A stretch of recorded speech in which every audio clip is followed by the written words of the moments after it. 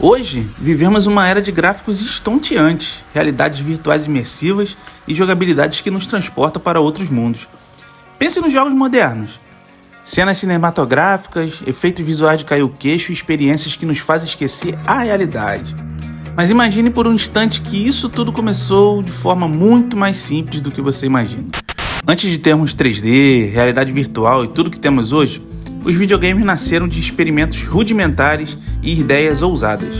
Em laboratórios dos anos 50 e 60, pioneiros ousados criavam os primeiros jogos usando equipamentos básicos, como osciloscópios e mainframes gigantes.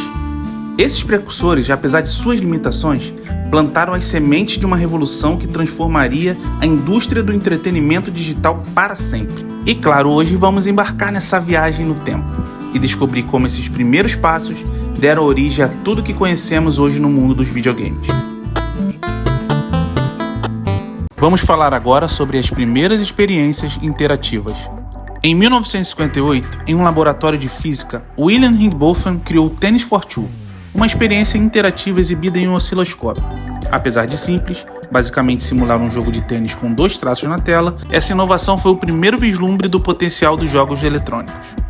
Ele não tinha gráficos complexos, mas representou a primeira vez que alguém interagiu com um dispositivo eletrônico de forma lúdica.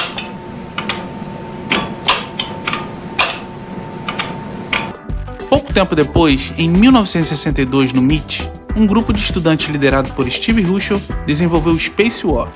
Esse jogo de combate espacial foi um marco para os programadores da época e se espalhou entre os entusiastas, demonstrando que os jogos poderiam ser algo muito mais do que um simples passatempo. Veja que interessante esses detalhes.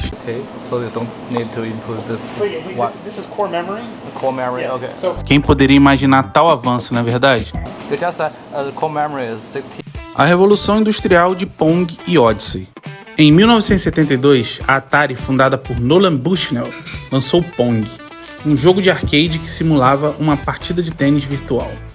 Com uma jogabilidade simples, porém viciante, Pong se tornou um verdadeiro fenômeno, estabelecendo os arcades como centros de entretenimento e abrindo caminho para a era dos videogames comerciais. Esse jogo provou que, mesmo com limitações tecnológicas, os videogames tinham o poder de cativar as pessoas.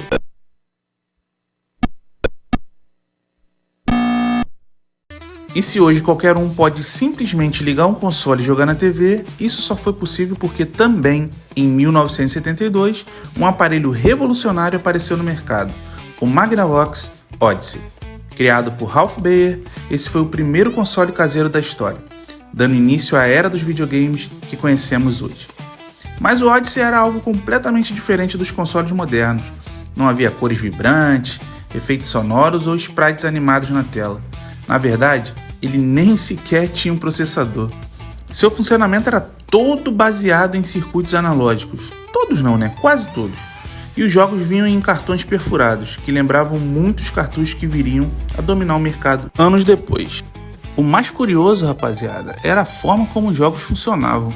A tela da TV exibia apenas quadrados brancos, e para dar mais vida e experiência, os jogadores usavam overlays, que eram tipo umas folhas plásticas coloridas que se grudavam na tela da TV para representar cenários de jogos como tênis, hóquei e até um jogo de perseguição de carros. Era uma solução criativa para driblar as limitações tecnológicas da época. Outro detalhe fascinante sobre o Odyssey era que ele já vinha com acessórios que anteciparam inovações futuras. Ele tinha até cartas de jogos físicos e dinheiro falso, mostrando que já havia a intenção de misturar videogames com outros tipos de entretenimento. Mas o mais impressionante? O Odyssey teve até um rifle de luz, um acessório parecido com a famosa Zapper do Nintendinho, não sei se vocês lembram, que anos depois ficou popular com jogos como Duck Hunt. E aqui agora eu abro um parêntese interessante, que mesmo sendo limitado, o Odyssey vendeu 300 mil unidades. Pode parecer pouco, tá? Ainda mais nos dias atuais, onde lança o console e milhões são vendidos ali e tal. Mas para raciocinar comigo e ver como que era na época. Não tinha um público estabelecido, não tinha ninguém que ansiava por lançamentos de jogos e tudo mais. E só para você ter uma ideia, o Famicom, que é o primeiro console da Nintendo, ele vendeu 10 anos depois 500 mil unidades. Ou seja, já tinha um público esperando e mesmo assim vendeu 500 mil unidades. tá? Então foi um feito histórico para o Odyssey essa quantidade de vendas no lançamento. A gente vê que o impacto cultural desses primeiros jogos foi algo muito revolucionário. Enquanto o Magnavox Odyssey vendeu ali seus 300 mil unidades, o Pong se espalhou rapidamente também pelos arcades, tornando-se um símbolo cultural, cara. É um símbolo cultural, não tem jeito. Esses pioneiros não apenas abriram caminho para a indústria, mas também influenciaram a cultura popular de uma forma que poucos setores conseguiram. A gente pode ver que os videogames deixaram de ser apenas um entretenimento e passaram a ser uma parte fundamental da identidade de gerações inteiras, moldando a forma como interagimos com a tecnologia e como nos divertimos. As inovações desses tempos primórdios ainda ressoam até hoje, e muitos dos elementos que encontramos nos jogos modernos têm raízes nesses experimentos simples e ousados. Os pioneiros desde Tennis for Two até o Magnavox Odyssey lançaram as bases para uma revolução que transformou o entretenimento digital, isso a gente não tem dúvida. Cada gráfico pixelado e cada jogada simples foram passos fundamentais que levaram a evolução para os mundos virtuais e realidades imersivas que desfrutamos hoje. A história dos videogames é uma história de inovação, criatividade e ousadia. Eu até me empolgo de dizer porque, caramba, hoje a gente vive num luxo danado, né?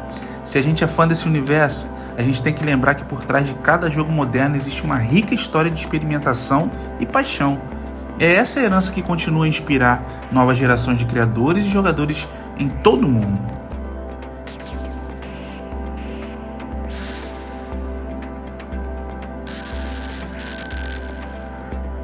Então é isso, molecada de todas as idades, eu espero que tenham gostado. Se você gosta de conteúdo como esse, sobre curiosidades de games, sobre personagens, se prepara que tem muita coisa boa vindo por aí, tá?